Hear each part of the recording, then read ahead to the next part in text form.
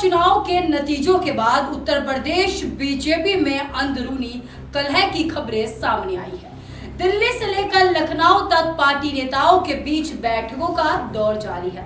लोकसभा चुनाव 2024 में बीजेपी उत्तर प्रदेश की 400 सीटों पर जीत का दावा कर रही थी, लेकिन चुनाव के नतीजों ने बीजेपी की सभी उम्मीदों पर पानी फेर दिया। सबसे बड़ा झटका बीजेपी को यूपी के नतीजों से लगा, जहां बीजेपी 80 में से 80 सीटों पर अपनी जीत का दावा ठोक रही थी। यहां बीजेपी को लगभग आधी सीटों पर हार का सामना करना पड़ा।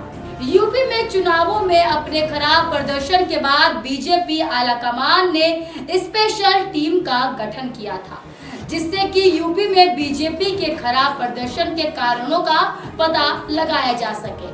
अब ये रिपोर्ट बनकर तैयार हो गई है, जिसमें पार्टी के करीब 400,000 कार्यकर्ताओं का फीडबैक लिया गया है।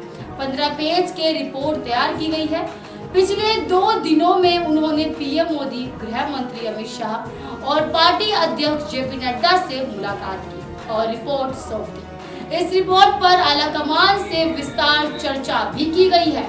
रिपोर्ट में कहा गया है कि राज्य के सभी 6 क्षेत्रों पश्चिमी यूपी, ब्रज, कानपुर, बुंदेलखंड, अवध, गोरखपुर और काशी क्षेत्र में पार्टी के वोट शेयर में कम से कम 8% की कमी आई है। पार्टी ने अपने आंकड़ों के अनुसार पश्चिम और काशी क्षेत्र में पार्टी ने सबसे खराब प्रदर्शन किया। यहाँ उसे 28 में से 8 सीटें मिली, ब्रज में उसे 13 में से 8 सीटें मिली, तो वहीं गोरखपुर में पार्टी को 13 में से सिर्फ और सिर्फ 6 सीटें मिली, जबकि अवध में उसे 16 में से सिर्फ 7 सीटें मिली। कानपुर, बुंदेलखंड में बीजेपी अपनी मौजूदा सीटें वापस पाने में विफल रही। इस क्षेत्र में बीजेपी को 10 में से सिर्फ 4 सीटें मिल पाई है।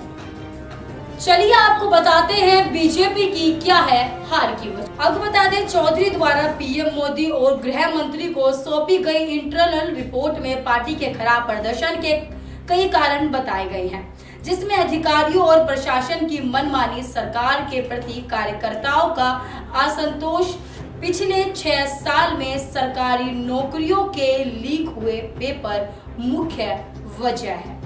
तो वहीं राज्य सरकार में संविदा कर्मियों की भर्ती में सामान्य वर्ग के लोगों को प्राथमिकता मिलने से विपक्ष के आरक्षण खत्म करने जैसे मुद्दे को बल मिला है।